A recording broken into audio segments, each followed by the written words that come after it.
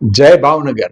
નવમી કોલમમાં હું છું આપનો તારક શાહ. નવમી કોલમમાં અજબ ગજબના સમાચાર પણ તમારે જાણવા જેવા છે. તાજેતરના અંકમાં સમાચાર છે અને એ પણ જૂની પહોંચ સાથે.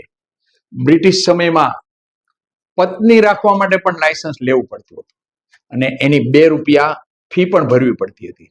એટલું જ નહીં, દર 10 વર્ષે આ લાયસન્સ પણ રિન્યુ કરાવવું પડતું હતું. બોલો, આવું તે કઈ હોય?